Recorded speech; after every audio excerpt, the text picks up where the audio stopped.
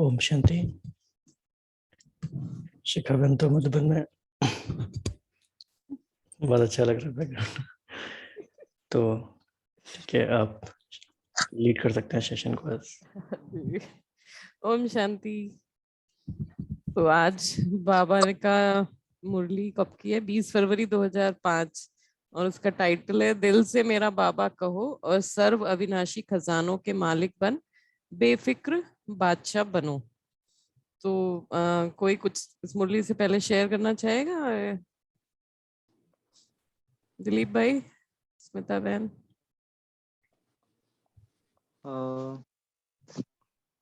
बाबा आज 7 तरीके की रेखाएं देख रहे हैं। बाबा ने बोला कि आज भाग विधाता बाप दादा अपने सर्व बच्चों के मस्तक बीच भाग्य की रेखाएं देख रहे हैं। हर एक बच्चे के मस्तक में चमकते हुए दिव्य सितारे की रेखाएं, नैनों में स्नेह और शक्ति की रेखा, मुख में श्रेष्ठ मधुर वाणी की रेखा, होठों पर मीठे मुस्कान की रेखा की चमक, और दिल में दिलाराम के स्नेह में लवलीन की रेखा, और हाथों में सर्व खजानों से संपन्नता की रेखा, और पाँव के हर कदम में पदम की रेखा देख रहे हैं। बाबा ने सेवाधारियों से बाद में बात करते हुए बोला भी है कि कदमों में पद्मों की कमाई जमा की है। तो अभी पढ़ के लग रहा था, हाँ बाबा जैसे कि एकदम श्रृंगार कर रहे हैं बच्चों का। और बाबा ने बोला कि आपका पुरुषार्थ क्या है? पुरुषार्थ तो आपका बस यही है, मेरा बाबा दिल से पहचाना, मैं बाबा का और बाबा मेरा, मेरा मानना, अधिकारियों से बन जाना। बाबा बीच में हाथ भी उठवा रहे थे तो कह रहे थे मेहमानों से नहीं हम हाथ उठवा रहे हैं, हम अधिकारियों से हाथ उठवा रहे हैं, तो मेहमान समझ के यहाँ नहीं आना। हाँ जी। तो ये कुछ पॉइंट्स हैं, और भी लोग शेयर करें। इसमें ये देखने की बात है कि मतलब बाबा कितने क्लियरली हमारा भाग्य हमको हर बार नए तरीके से याद दिलाते हैं, और उसको अगर हम सोच के देखें तो कितनी बड़ी बात है। मतलब ये जो सातों चीजें उन्होंने बोली और उसमें एक एक चीज के बारे में अगर हम सोचे कि ये खाली जैसे मुख में श्रेष्ठ मधुर वाणी, ये भी भाग्य है। मतलब ऐसा नहीं है कि ये पुरुषार्थ है या अपने आप आ रहा है, ये भी एक भाग्य है जो हमें मिल रहा है बाबा का बनने के बाद। तो ये मेरे को जो बाबा भाग्य की बातें याद करा रहे थे, इसमें मेरे को बड़ा ये फैसिनेटिंग लगा कि कैसे इतनी नवीनता बाबा रखते हैं, हर बार हमको अलग तरह से हमको मेरा भाग्य याद दिलाते हैं। और जैसे आपने बताया कि बाबा लेकिन ये पूछ रहे हैं कि इतने बड़े भाग्य की प्राप्ति के लिए हमारा पुरुषार्थ कितना सहज रहा। सिर्फ दिल से जाना माना और अपना बनाया, और मेरा बाबा दिल से पहचाना, मैं बाबा का, बाबा मेरा, मेरा मानना और अधिकारी बन जाना। इससे ज्यादा सहज तो कुछ हो ही नहीं सकता। मतलब कि सिर्फ हमने बाबा, मेरा बाबा कह दिया और हम वैसे ही हो गए। उसके बाद बाबा इसमें कह रहे हैं कि ये श्रेष्ठ भाग्य का अनुभव हमें सदा इमर्ज रहता है या कभी कभी मर्ज हो जाता है या कभी इमर्ज रहता है। तो ये वाला हम लोग अपना जरूर एक चेक करें कि हमारे भाग्य की रेखा हमारे लिए कितनी हमारे इमर्ज फॉर्म में रहती है। और इमर्ज फॉर्म में रहने का जो बाबा पैरामीटर बताते हैं कि कैसे पता चले कि हमारा इमर्ज फॉर्म में है, तो जो हमें लगता है वही कि एक जो नशा चढ़ा रहता है, वो जो रूहानी खुमारी रहती है, जो खुशी रहती है और जो हल्कापन रहता है। अगर हमें ये नशा है कि भगवान हमें मिला है, तो अगर हम जैसे हल्के रहेंगे, वो हल्कापन ही शायद उसका एक पैरामीटर हो सकता है। अगर और किसी के पास कोई और एक है कि कैसे हम मेजर कर सकते हैं वेदर हमारा ये हमेशा इमर्ज रहता है या नहीं रहता है। बाबा कह रहे हैं कभी कभी मर्ज रहता है, कभी इमर्ज हो जाता है। तो इसमें किसी को कुछ शेयर करना है? बाबा ने शायद इमर्ज आज की मुरली में बोला है, मुझे समझ में नहीं आ रहा, कहीं तो बोला था इमर्ज की और मर्ज की बात चली थी। तो बाबा ने बोला था कि अगर संकल्प में भी लाना पड़ता है तो मतलब वो मर्ज है, इमर्ज नहीं है। अगर मतलब आज में ही है, आज में ही है। अगर आज वो में नहीं सोच ना, राइट। जो सोच रहे हैं तब हाँ मर्ज है, लेकिन अगर हाँ, साथ में है तो स्वरूप है में इमर्ज। है हाँ तो तो इमर्ज है। इमर्ज है। हाँ जी। हाँ जी, स्मिता बहन आप बोल रहे थे। हाँ, जैसे कि आज बाबा ने कहा ना, जो ड्रिल जो बाबा हमेशा भी याद दिला रहे बार बार कि क्या चाहते हैं बाबा। तो बाबा कहते हैं, बाबा तो चाहते हैं कि स्वराज्य अधिकारी राजा बने एक एक बच्चा। तो उसमें जो बाबा ने पॉइंट की बात की है कि 1 सेकंड में मन के मालिक बन मन को ऑर्डर कर सकते हो, मन को एकाग्र कर सकते हो, फुल स्टॉप लगा सकते हो कि लगाएंगे फुल स्टॉप और लग जाएगा क्वेश्चन मार्क। क्यों, क्या, कैसे, यह क्या, यह वह क्या, आश्चर्य की मात्रा भी नहीं हो। फुल स्टॉप सेकंड में पॉइंट बन जाओ और कोई भी मेहनत नहीं। एक शब्द सिर्फ अभ्यास में लाओ पॉइंट। तो बाबा अंडरलाइन कराते हैं पॉइंट स्वरूप बनना है, वेस्ट को पॉइंट लगानी है और महावाक्य जो सुनते हो उस पॉइंट पर मनन करना है और कोई भी तकलीफ नहीं है। पॉइंट याद रखो, पॉइंट लगाओ और पॉइंट बन जाओ। यह अभ्यास सारे दिन में बीच बीच में करो। कितने भी बिजी हो लेकिन यह ट्रायल करो। 1 सेकंड में पॉइंट बन सकते हो, 1 सेकंड में पॉइंट लगा सकते हो। जब यह अभ्यास बार बार होगा तभी आने वाले अंतिम समय में फुल पॉइंट्स ले सकेंगे, पास विद ऑनर बन जाएंगे। और अंडरलाइन करने की बात है कि यही परमात्मा पढ़ाई है, यही परमात्मा पालना है। पालना। तो हम कितनी जल्दी पॉइंट लगा रहे हैं और कितनी जल्दी हमें ज्ञान की पॉइंट्स समय पर टाइम पर याद आती है, उस हिसाब से हम समझ सकते हैं कि हम कितना स्वरूप बने हैं और कितना हमारी हाँ जी। संगम युग की प्रारब्ध इमर्ज रूप में रहती है। वो सारा मदार इस पे डिपेंड है। पॉइंट याद रखना है, पॉइंट लगाना है और पॉइंट बन जाना है। हाँ जी। एक बाबा ने यहाँ पे ये बोला, प्राप्ति स्वरूप का जो अनुभव के बारे में कह रहे थे कि अगर संगम युग पर अनुभव नहीं किया तो भविष्य में भी नहीं हो सकता। मतलब इतनी बड़ा स्टेटमेंट बाबा ने बोल दिया, क्योंकि भविष्य प्रारब्ध है, लेकिन प्रारब्ध इस पुरुषार्थ के श्रेष्ठ कर्म से ही बनती है। तो संगम युग के बहुकाल का अगर अनुभव है तभी जीवन मुक्त का विशेष अनुभव अब का है, बेफिक्र बादशाह बनने का अनुभव अब है। तो ये जो अभी संगम युग की जो विशेषता बाबा ऐसे उनकी कड़ी में चलता है ना, पहले हमारा भाग्य याद दिलाएंगे, फिर समय याद दिलाएंगे कौन सा चल रहा है, समय की विशेषता क्या है, और उसके बाद बाबा हमसे क्या चाहते हैं, वो एक सीक्वेंस सारे मुरलीज में रहता है। तो एक बाबा ने यहाँ पे एक पॉइंट बोली, जब साइंस के लिए मिल रहे थे तो साइंस और साइलेंस का मिलन क्या क्या कर सकता है।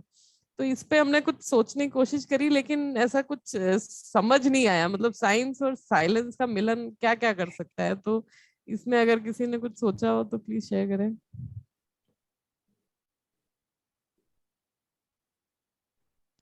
जैसे बाबा मुरलियों में कई बार कहते हैं कि साइंस में जो प्रोडक्ट्स जो भी हैं कि वो बहुत रिफाइन होते चले जा रहे हैं। तो अगर आप साइलेंस में जाएँगे तो आपके संकल्पों में मतलब इतनी शक्ति होगी और आपके संकल्प जो भी मतलब करेंगे उसमें एकाग्रता होगी ना, तो उससे फिर वो इवन बाबा ने ये भी बोला आप जिसके बारे में आप सोचेंगे उस वहाँ तक आपके वाइब्रेशंस पहुँचेंगे। तो एक तो मतलब ये है साइंस एंड साइलेंस का। वैसे हमारे पास एक छोटी-सी बुक भी है शायद स्पार्क की या किसी आई डोंट नो। छोटी-सी बुक है उसमें भी साइंस एंड साइलेंस के बारे में काफ़ी चीज़ें अव्यक्त मूल्यों का संकलन है। तो मतलब एक मतलब ये भी पॉइंट ऑफ व्यू था और वैसे भी ये बाबा साइंटिस्ट्स को भी वैसे संडे की मुरली में भी बाबा ने बोला था कि साइंटिस्ट को भी वो याद सहयोगी करते रहे। हैं। हाँ जी। हाँ, और हमें बोलते हैं कि आप साइलेंस के दम पर आप स्वर की स्थापना कर रहे हैं और वो साइंस के दम पे कोशिश कर रहे हैं सतयुग जैसा कुछ पर वो बनाने का। दोनों तो मतलब साइंस और साइलेंस सेपरेटली हो गया, मतलब कि हम साइलेंस में रह के क्या कर सकते हैं और साइंस ऐसे क्या कर सकता है। बट अगर दोनों मिल जाएं, साइंस और साइलेंस का मिलन हो जाए, तो क्या क्या कर सकते हैं, वो दोनों का कॉम्बिनेशन एक्चुअली समझ जाने थोड़ा और दैट इज़ सतयुग ना। हाँ, क्योंकि सतयुग में जो भी आपके पास टेक्नोलॉजी है बाबा बोलते भी हैं कि यहाँ की जो टेक्नोलॉजी है, हमें दुःख भी देती है। बट या अल्पकाल का सुख देती है, लेकिन यही टेक्नोलॉजी वहाँ पर जो जाएगी, वो तो आपको सुख ही सुख देगी क्योंकि आप प्योर सोल हैं वहाँ पर। वहाँ पे बुद्धि हमारी सतो प्रधान है। हम उसका मिसयूज़ नहीं करते। हाँ जी। तो बाबा ने आज क्या क्या बताया कि बाबा हमसे क्या चाहते हैं, कोई शेयर करेगा।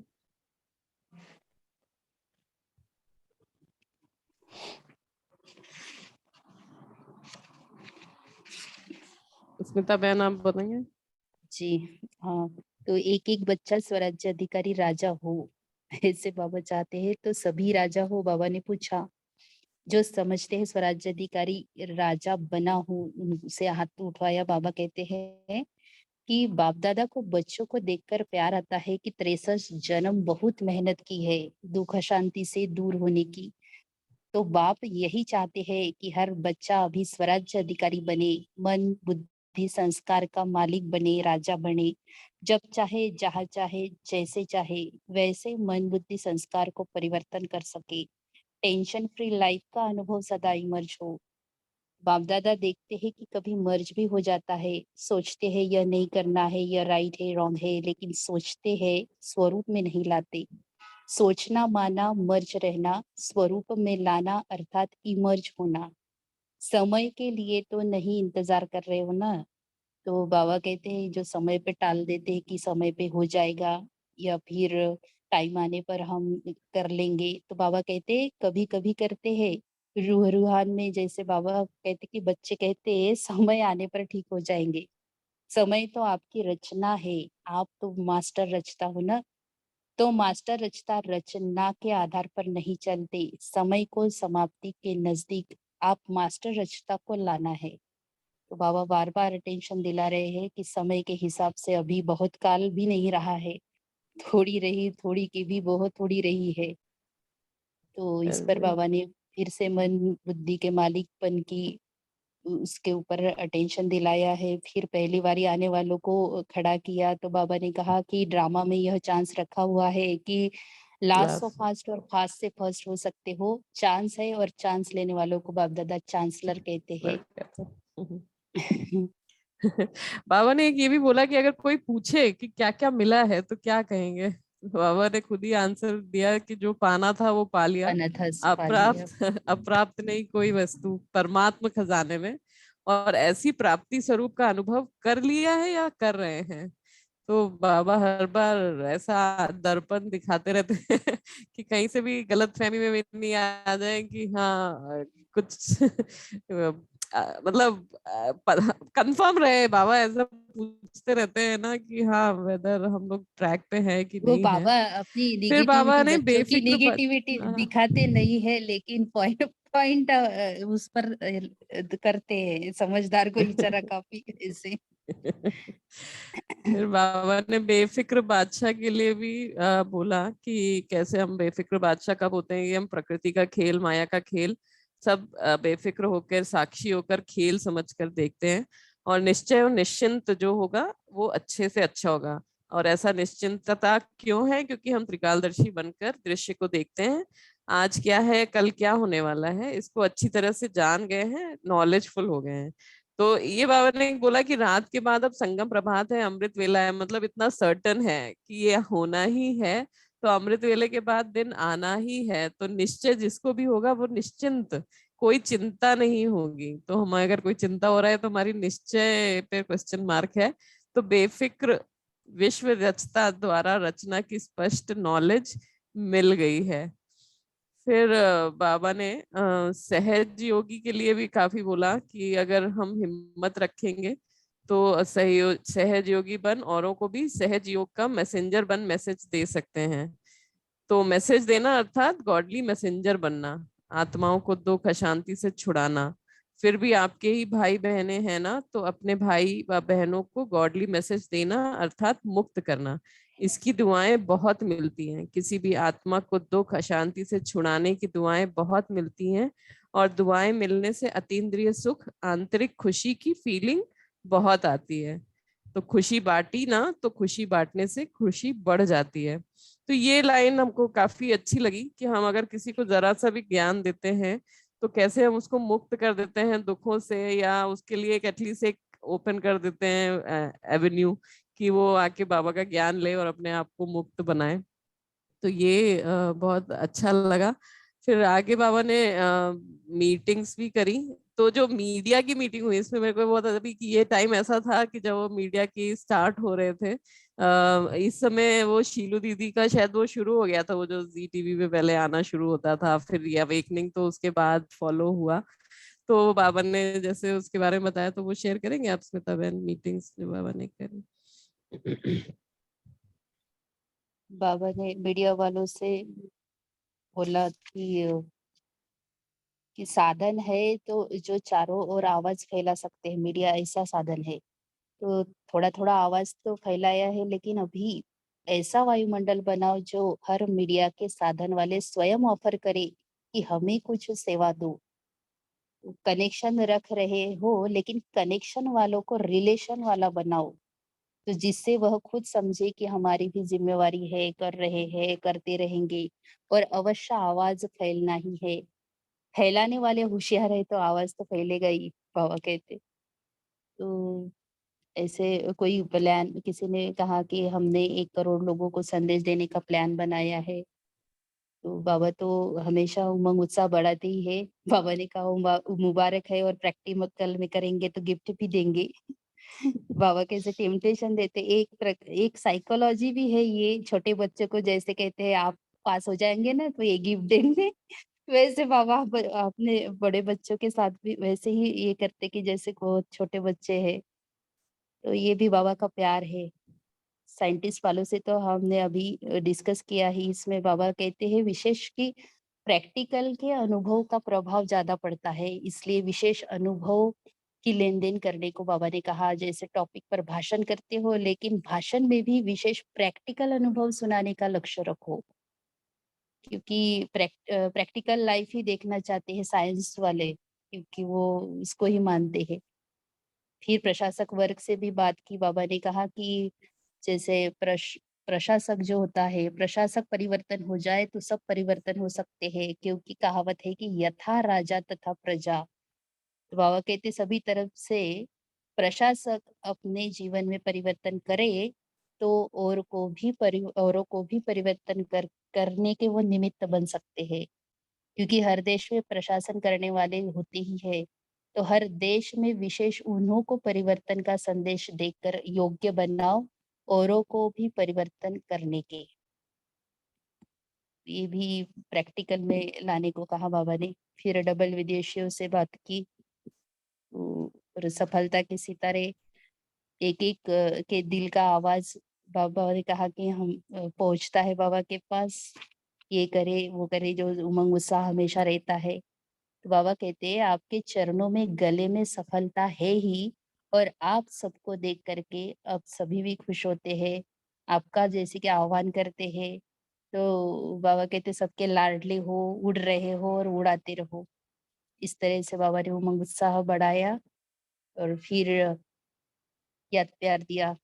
चारों ओर के चाहे साकार रूप में सामने है, चाहे दूर बैठे भी दिल के नजदीक है, ऐसे सदा श्रेष्ठ भाग्यवान आत्माओं को, सदा निमित्त बन निर्माण का कार्य सफल करने वाले विशेष आत्माओं को, सदा बाप के समान बनने के उमंग उत्साह में आगे बढ़ने वाले हिम्मतवान बच्चों को, सदा हर कदम में पद्मों की कमाई जमा करने वाले बहुत बहुत वर्ल्ड में पदम गुना धनवान भरपूर आत्माओं को बाप दादा का याद प्यार और नमस्ते।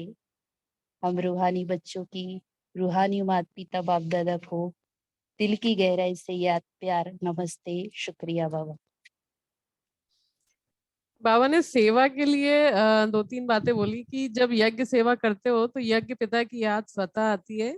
सेवा करना अर्थात शक्तिशाली मेवा खाना, और अपने लिए भी दुआएं जमा किया और दूसरों को भी आराम दिया, अर्थात बाप की याद दिलाई। और टीचर्स से बाबा ने बात करी, तो टीचर्स जिसके फीचर्स से फ्यूचर दिखाई दे और जिसको देखकर स्वर्ग के सुख की फीलिंग आए, शांति की अनुभूति हो, वो टीचर और चलते फिरते फरिश्ते दिखाई दे। फिर बाबा ने जो मीटिंग्स विद डबल फॉरेनर्स की ना, जो ग्रुप मीटिंग्स की, उसमें 3 थे, मेरे को तीनों ही बहुत अपीलिंग लगे। एक तो बाबा ने बोला है पहले वालों की कि गॉडली मैसेंजर हैं और क्या मैसेज देना है, सिर्फ इतना कि याद करो, तो याद में रहो और याद दिलाओ। दूसरा बाबा ने बोला कि परमात्मा के जन्म सिद्ध अधिकार के अधिकारी महान आत्माएं और हैप्पी, तो पूरा अधिकार लेने वाले हैं, हाफ नहीं फुल। मेहमान नहीं, महान बन औरों को महान बनाने वाले हो। अभी एवर हैप्पी रहना, खुशी नहीं गंवानी है, सदा मुस्कुराते रहो। और तीसरे से पार्टी से बोला होली और हैप्पी हंस, तो हंस में निर्णय शक्ति होती है, तो व्यर्थ को समाप्त करने वाले, समर्थ बन समर्थ बनाने वाले हो। दुख को डाइवोर्स दे दिया, तभी तो दूसरों का दुख का निवारण करेंगे। सुखी रहना और सुख देना, यहाँ से जो सुख मिला है वो जमा रखना, चलते फिरते सुख देते रहो, कितना आपको दुआएं मिलेंगी, खुशी में नाचो। तो बाबा हमारा कैसे उमंग उत्साह बढ़ाते रहते हैं। बाबा ने ये ओम दादी जी शांति। से जो बात की, ये भी अंडरलाइन करने की बात है कि वायुमंडल बनाना यह भी सबसे ऊंची सेवा है। आप आदि रत्नों से वायुमंडल बनता है, चाहे बोलो चाहे नहीं बोलो, लेकिन वायुमंडल बनाने वाले हो। तो ये भी बहुत अंडरलाइन करने की बात है। जो आदि रत्न है उनका प्रेजेंट रहना ही कितनी बड़ी सेवा करता है। अभी तो सभी फरिश्ते बने हैं तो और ही सेवा बढ़ रही है, लेकिन वायुमंडल बनाना ये सबसे ऊंची सेवा है, ये अंडरलाइन करने की बात है। तो सूक्ष्म इसमें जो में जाना ईशु है। दादी के लिए बाबा ने बोला कि ये हाँ, गुप्त गुप्त रहती है, तो रहती मतलब और अभी वाइब्रेशन के बन। लिए कितना रेलेवेंट है कि बाबा और ये कितने साल एक ही पहले बोल मुरली रहे में नहीं, बाबा ने बहुत सी मुरली में दादी जी का यही विशेषता कही है कि गुप्त रह करके वाइब्रेशन बनाते हैं दादी जी। हैं। बहुत विशेषता है। अभी गए थे मधुबन तो मिले थे हम कविता बहन से, ईशु दादी जी की जो ब्राह्मणी है, उनसे बहुत सुना उनका। उन्होंने तो इतना सुनाया उनके बारे में कि कितनी गुप्त रहकर की कितनी महान आत्माएं अपने यज्ञ में है। तो ऐसे मन भर गया था उनसे सुना तो।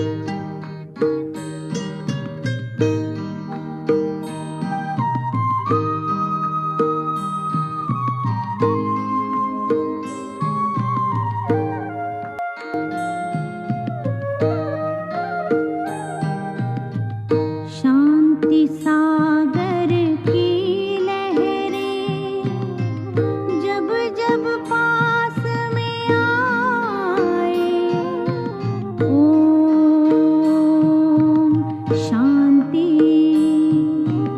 ओम शांति।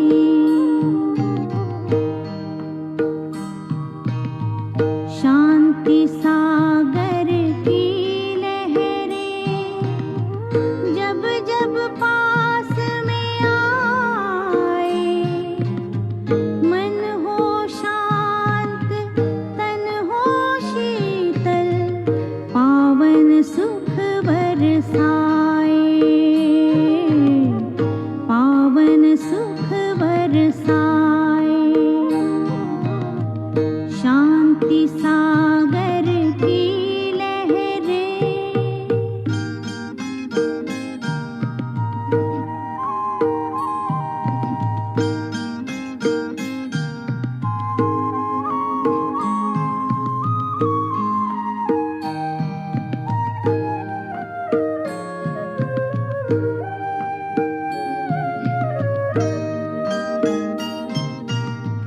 चलता चलता उस सागर में जब कोई खो जाए,